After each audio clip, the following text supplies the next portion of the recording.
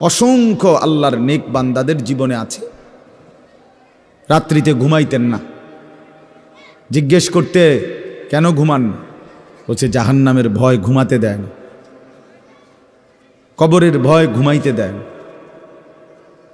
হজরত আবু বকর সিদ্দিক রাদিয়াল্লাহু তাআলা আনহুর মতো সাহাবী আফসুস করে বলতেন, হায় আমি যদি একটা গাছের পাতা হতাম, আমাকে যদি একটা চতুষ্পদ জন্তু গরু কিংবা ছাগল সেই পাতাটা যদি খেয়ে ফেলত, অর্থাৎ আমি যদি মানুষ না হতাম। অথচ কি পরিমাণ আমলের অধিকারী ছিল। হজরত ওমর রাদিয়াল্লাহু তাআলা আনহুর চেহারা কপালের দুই পাশ থেকে লম্বা অঝরে কান্নার কারণে দাগ পড়ে গেছিল। হজরত ওমর রাদিয়াল্লাহু তাআলা আনহুর ইন্তেকালের মুহূর্তে হজরত আব্দুল্লাহ ইবনে আব্বাস সাহাবী তিনি বলছিলেন, আপনাকে আল্লাহ তাআলা অনেক মর্যাদা দিছেন, আপনি 10.5 বছর মুসলমানদের খলিফা ছিলেন, আপনার মাধ্যমে আল্লাহ তাআলা দিক দিগন্ত মুসলমানদের বিজয় দান করছেন। কত রাজ্য কত এলাকা আপনার এই 10 বছরে বিজয় হয়েছে। আপনার অনেক সম্মান, অনেক মর্যাদা, অনেক গুণ, অনেক বৈশিষ্ট্য। হজরত ওমর রাদিয়াল্লাহু তাআলা আনহু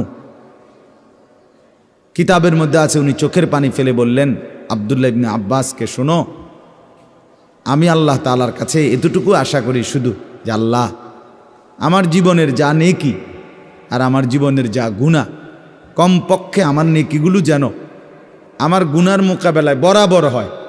অর্থাৎ এতটুকু নেকি যেন কমপক্ষে হয় যে গুনাহগুলোকে মোচন করে দেয়, নেকিগুলো দিয়ে গুনাহগুলো যেন মিটে বরাবর হয়। এর দূরে যদি হয় তো আমি আল্লাহর কাছে সন্তুষ্ট নিজেকে মনে করি, আমার এর দূরে সারব। অর্থাৎ নিজের এই বিপুল পরিমাণ নেক আমলকে কিছুই মনে করেন, সামান্য। তা আমাদের পুঁজি কোথায়? আমাদের এই শুক্রবারের শুধু সপ্তাহে একদিনের জুমার নামাজ, এটাই আমাদেরকে জান্নাত এনে দিবে, ঠিক না? হ্যাঁ, মাঝে মধ্যে গরিব দুঃখীকে 2 টাকা 5 টাকা দিলে এতে আমাদের বেহেশত চলে আসবে, ঠিক না? তো বলেন,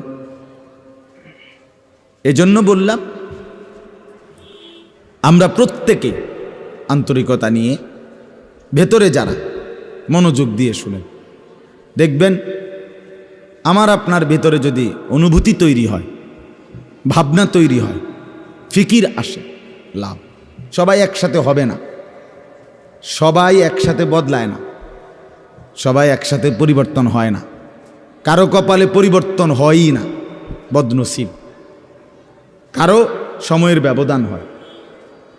আমাদের প্রিয় নবী সাল্লাল্লাহু আলাইহি সাল্লামের কাছে যারা সাহাবী হয়েছেন, কালেমা পড়ছেন, তারা প্রত্যেকেই প্রথম দিনেই তো সবাই কালেমা পড়ছেন, ঠিক না? বুঝেন নাই কথা?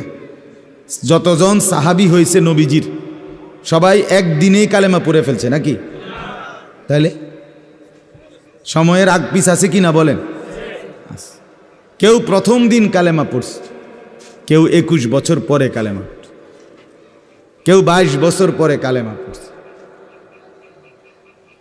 তো যিনি 23 বছরের মাথায় কালেমা পড়ছে তিনিও কামিয়াব, যিনি প্রথম দিন কালেমা পড়ছে তিনিও কামিয়াব, সৌভাগ্যবান। এজন্য বুঝ আসবে, এর মধ্যে আকপিস হবে। সবাই একই দিনে জোনায়েদ বাগদাদি হবে না, সবাই একদিনে বাইজিদ বুস্তামি হবে না, সবাই একদিনে রাবেয়া বসরি হবে না। সময়ের ব্যবধান হবে, আকপিস হবে, এবং কারো কপালে হেদায়েত জুটবেই না। ইন্নাকা লা তাহদি মান আহবাবতা। আল্লাহ তাআলা আমাদের নবী সাল্লাল্লাহু আলাইহি সাল্লামকে বলছেন, আপনি খুব চাইলে, ভালোবাসলে আপনি নিজে কাউকে হেদায়েত দিতে পারবেন না, সেখানে আমি কে? কথা বলেন না।